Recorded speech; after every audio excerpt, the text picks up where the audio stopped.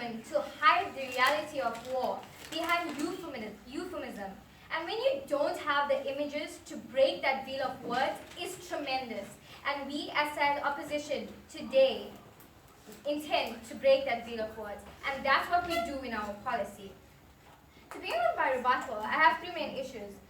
That of accountability, unfair war, and better war.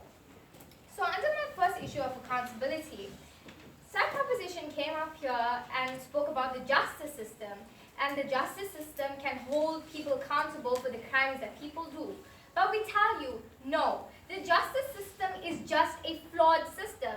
They've only prosecuted a handful of people, where there are thousands of people that are left unattended and not held accountable for the crimes that they do. Therefore, the justice system that you're proposing is ineffective, which makes that fall. The second issue about unfair war. Verosha came up here and told us that when countries such as Russia and USA have super soldiers, countries such as Afghanistan can merely increase their military base to proportionalize them to the super soldier armies of US and Russia, and this will then make war fair. No, because when one super soldier of US kills 100 soldiers of Afghan, we tell you that more people are losing lives in Afghan by the hand of one super soldier, and you call this fairness. They make it a wasteland and call it peace. And I'll close my rebuttal and go on to my substantive matter. Under the first issue of war engineering, we can't engineer society or the military that we want, because we just can't use people as a means to an end, but they're an end in and of itself. There are two types of super soldiers. There's super soldiers engineered to serve the country in times of war, example, Captain America. Then we tell you that with this comes the super soldiers for the country or organization. What this means is that these serums can be captured by companies or private organizations who then would use these serums to create super soldiers for their own benefit. DARPA and Pentagon came up with a solution to brainwash super soldiers to ensure that they don't cause damages. We tell you that in this case, the organization brainwashed these super soldiers. They encapsulate them, and these super soldiers become enslaved in the sense that their freedom of empathy is being taken away, and they are forced to fight, forced to do what these organizations tell them to do. For example, Bucky was brainwashed by the organization in Captain America. Secondly, how are these super soldiers objectified? So let's make an analysis of the difference between normal soldiers and super soldiers, right? So super soldiers don't have the choice to opt out of what they signed up for, right? So even if they don't want to fight and serve the country no more, they just don't have that choice to opt out. Yes. Actually, the process of sending your super soldier troops into war isn't as simple and simplex as what you tell us. Actually, there's a lot of research and programs and mechanisms that needs to be adopted before you can establish a fully ground system that has no possible fallout. Yes, there is a lot of research, but what comes with the harms of that? Nobody knows what happens after the creation of super soldiers, and we're trying to put it out to you that when these super soldiers are created, that this is what's going to happen to them. This is the possible things. They can be captured by organizations, and they can be taken advantage of. So super soldiers don't have the chance to opt out of what they signed up for, even if they don't want to fight or serve the country no more. They just don't have the choice to opt out, whereas normal soldiers retire after a certain age. For example, after a while, Captain America feels very lonely. And we tell you that because of their inability to decide, because it's stripped away from them, we tell you that you're stripping away their humanity. Because what makes us human is our ability to decide and our ability to feel. Yeah.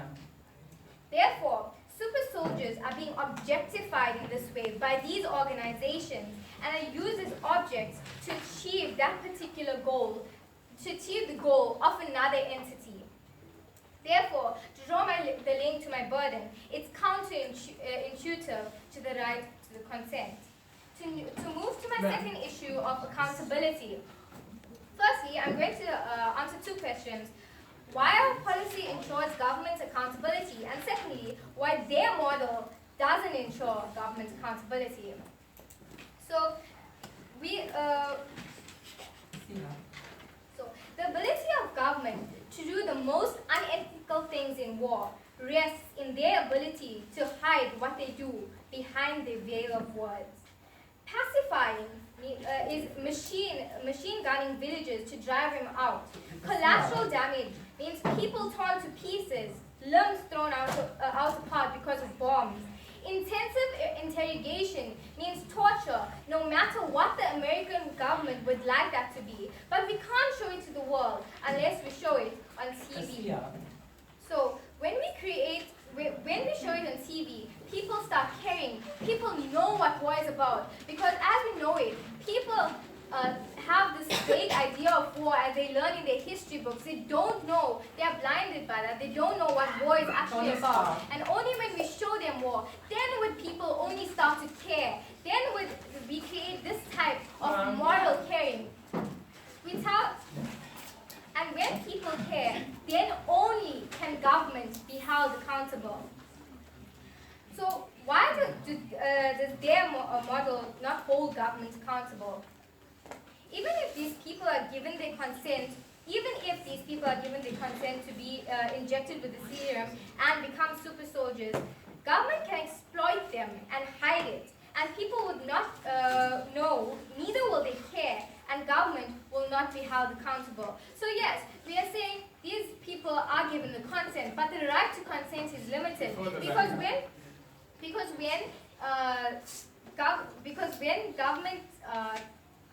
Government can exploit them and then hide it, and people will not know. Therefore, to draw the link, we tell you by the government not being held accountable, this is counterintuitive to the link of government and the right to consent. So what have I proven to you in today's debate?